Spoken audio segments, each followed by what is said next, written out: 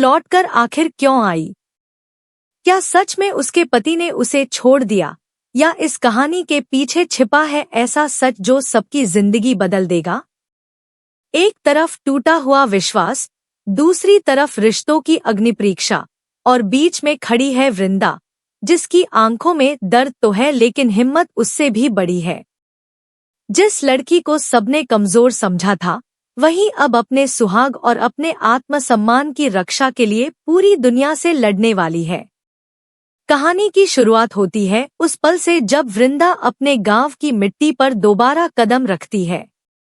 उसके चेहरे पर थकान साफ दिखाई देती है, आंखें नम हैं और दिल के अंदर तूफान मचा हुआ है। गांव के लोग उसे देखते ही तरह तरह की बातें करने लगते हैं।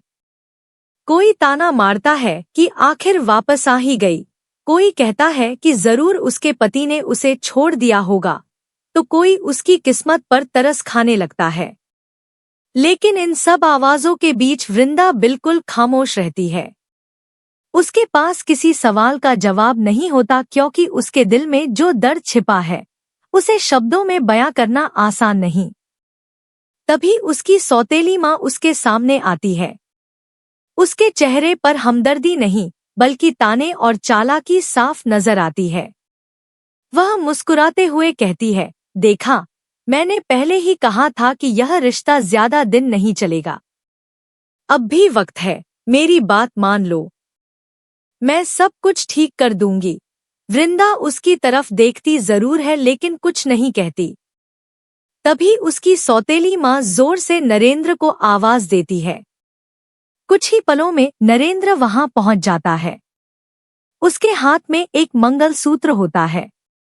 गांव के सभी लोग हैरानी से यह नजारा देखने लगते हैं। सौतेली माँ कहती है कि अब पुरानी बातें भूल जाओ और नरेंद्र के साथ नई जिंदगी शुरू कर लो। लेकिन अगले ही पल ऐसा होता है जिसकी किसी ने उम्मीद नहीं की थी। वृंदा गुस्से से आगे बढ़ती है और साफ शब्दों में कहती है कि मेरी शादी हो चुकी है। मेरा पति सिर्फ संजय है और मेरे गले में दोबारा कोई दूसरा मंगलसूत्र नहीं पहनाएगा। यह सुनते ही वहां मौजूद हर इंसान चौंक जाता है। नरेंद्र के हाथ कांपने लगते हैं और सौतेली माँ का चेहरा गुस्से से लाल हो जाता है। दोस्तों, अगर आप वृंदा की जगह होते तो क्या करते? अपनी राय हमें कमेंट में जरूर बताइए। कहानी अब हमें कुछ समय पीछे ले जाती है, जब वृंदा संजय के साथ गांव छोड़कर नई जिंदगी की तरफ बढ़ रही थी। दोनों एक लंबा सफर तय कर रहे थे। रास्ते में उन्हें एक ढाबे पर रुकना पड़ा। वहीं बैठकर वृंदा पहली बार संजय की कुछ ऐसी बातें सुन लेती है जो उसके दिल को पूरी तरह तोड़ देती हैं। उसे पता चलता है कि संजय के दिल में आज भी स्वाति बसी हुई है। वह उसी से प्यार करता है और उसकी खुशियों के लिए कुछ भी कर सकता है। यह सच सुनकर वृंदा की दुनिया बिखर जाती है। वह सोचती है कि अगर वह संजय के साथ रही तो शायद दो लोगों की जिंदगी बर्बाद हो जाएगी। एक तरफ उसका अपना प्यार और दूसरी तरफ संजय की अधूरी मोहब्बत। बहुत सोचने के बाद वह एक ऐसा फैसला लेती है जो उसके लिए सबसे मुश्किल होता है। बिना किसी को बताए वह वहां से चुपचाप चली जाती है। संजय जब वापस आता है तो वृंदा कहीं दिखाई नहीं देती। वह उसे हर जगह ढूंढता है लेकिन उसका कोई पता नहीं चलता। इधर वृंदा अकेली सुनसान रास्तों पर भटकती रहती है। तभी कुछ बदमाश उसकी तरफ बढ़ते हैं। वह अपनी जान बचाने के लिए दौड़ पड़ती है। भागते भागते वह एक पुराने मंदिर तक पहुंच जाती है। उसी समय संजय भी किसी काम से उसी मंदिर में आता है। वृंदा उसे दूर से देख लेती है लेकिन सामने आने की हिम्मत नहीं जुटा पाती। वह एक कोने में पड़े कंबल के नीचे खुद को छिपा लेती है ताकि संजय उसे देख न सके। संजय मंदिर में माथा टेकता है और वहां बैठी एक बूढ़ी महिला को कुछ पैसे देकर आगे बढ़ जाता है। उसे जरा भी अंदाजा नहीं होता कि उसी कंबल के नीचे उसकी पत्नी छिपी हुई है। जैसे ही वह वहां से चला जाता है, बूढ़ी महिला उन पैसों में से कुछ पैसे वृंदा को देती है। कांपते हाथों से वह पैसे लेती है और सोचती है कि शायद भगवान ने ही उसके लिए यह रास्ता बनाया है। उन्हीं पैसों की मदद से वह वापस अपने गांव लौट आती है। लेकिन गांव लौटते ही उसकी परीक्षा खत्म नहीं होती, बल्कि असली संघर्ष यहीं से शुरू होता है। गांव के हर घर में उसी की चर्चा होने लगती है। लोग उसके चरित्र पर सवाल उठाने लगते हैं। कोई कहता है कि वह पति का घर छोड़कर भाग आई, तो कोई कहता है कि जरूर उसमें ही कोई कमी होगी।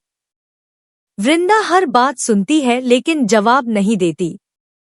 उसकी आंखों से आंसू जरूर निकलते हैं, लेकिन उसके होंठ अब भी खामोश रहते हैं। तभी उसकी दादी उसके सामने दीवार बनकर खड़ी हो जाती है।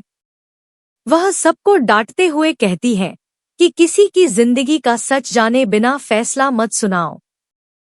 मेरी पोती गलत नहीं हो सकती।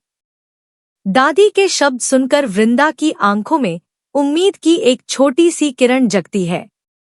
लेकिन उसकी सौतेली माँ को यह सब बिल्कुल पसंद नहीं आता। वह मन ही मन फैसला कर लेती है कि इस बार किसी भी कीमत पर वृंदा को नरेंद्र से शादी करने के लिए मजबूर करेगी। अगले दिन पूरे गांव में शादी की तैयारी जैसी हलचल शुरू हो जाती है। नरेंद्र भी यह सोचकर खुश होता है कि इस बार शायद वृंदा उसके साथ जिंदगी बिताने के लिए तैयार हो जाएगी। लेकिन उसे नहीं पता कि अब वाली वृंदा पहले जैसी बिल्कुल नहीं रही। वह अब डरकर चुप रहने वाली लड़की नहीं है। जैसे ही नरेंद्र मंगलसूत्र लेकर उसके करीब आने की कोशिश करता है, वृंदा बिजली की तरह उसके सामने खड़ी हो जाती है। उसकी आंखों में गुस्सा साफ दिखाई देता है। वह जोर से कहती है, एक कदम भी आगे बढ़ाया तो अच्छा नहीं होगा। मेरी शादी हो चुकी है। मेरा पति सिर्फ संजय है। अगर किसी ने मेरे सुहाग को छीनने की कोशिश की तो मैं अपनी जान दे दूंगी, लेकिन किसी और की पत्नी कभी नहीं बनूंगी। उसकी आवाज सुनकर पूरा गांव सन्न रह जाता है। पहली बार सबको एहसास होता है कि वृंदा अब कमजोर नहीं रही। उसने अपने आत्मसम्मान के लिए लड़ना सीख लिया है। दोस्तों, क्या आपको लगता है कि वृंदा का फैसला सही है? अपनी राय कमेंट में जरूर साझा करें। दूसरी तरफ संजय भी चैन से नहीं बैठा है। जब उसे एहसास होता है कि वृंदा बिना बताए चली गई है, तो उसे अपनी गलती समझ आने लगती है। वह खुद को दोष देने लगता है कि उसने अपने दिल की उलझनों में उस लड़की का दर्द कभी समझा ही नहीं, जिसने हर मुश्किल में उसका साथ दिया। अब वह हर जगह वृंदा को ढूंढने निकल पड़ता है। उसे यह भी नहीं पता कि वृंदा किस हाल में है, लेकिन उसके दिल की आवाज बार बार यही कहती है कि वह उसे वापस लेकर आएगा। उधर गांव में सौतेली माँ नई नई चालें चलती रहती है। वह लोगों को भड़काती है, दादी को कमजोर करने की कोशिश करती है और नरेंद्र को उकसाती है कि किसी भी तरह वृंदा को अपना बना लो। लेकिन अब हर चाल का जवाब वृंदा पूरे साहस के साथ देती है। वह साफ कह देती है कि उसका रिश्ता किसी कागज या रस्म से नहीं, बल्कि विश्वास से जुड़ा है, और वह विश्वास सिर्फ संजय के साथ है। धीरे धीरे गांव के कुछ लोग भी उसकी सच्चाई को समझने लगते हैं। उन्हें महसूस होने लगता है कि जो लड़की अपने सम्मान के लिए पूरी दुनिया से लड़ सकती है, वह कभी झूठ नहीं बोल सकती। इसी बीच खबर मिलती है कि संजय गांव की तरफ आ रहा है। यह सुनते ही सौतेली माँ के पैरों तले जमीन खिसक जाती है, क्योंकि उसे डर होता है कि अगर संजय यहाँ पहुँच गया तो उसकी सारी साजिशें खत्म हो जाएंगी। दूसरी तरफ वृंदा के दिल की धड़कनें तेज हो जाती हैं। वह समझ नहीं पाती कि संजय उससे मिलने क्यों आ रहा है। क्या वह उसे वापस अपने साथ ले जाएगा या हमेशा के लिए रिश्ता खत्म कर देगा? गांव के हर इंसान की नजर अब उसी रास्ते पर टिक जाती है जहां से संजय आने वाला है। आखिरकार वह पल भी आ जाता है जब संजय गांव में कदम रखता है। उसकी आंखों में पछतावा साफ दिखाई देता है। वह सीधे वृंदा के सामने जाता है।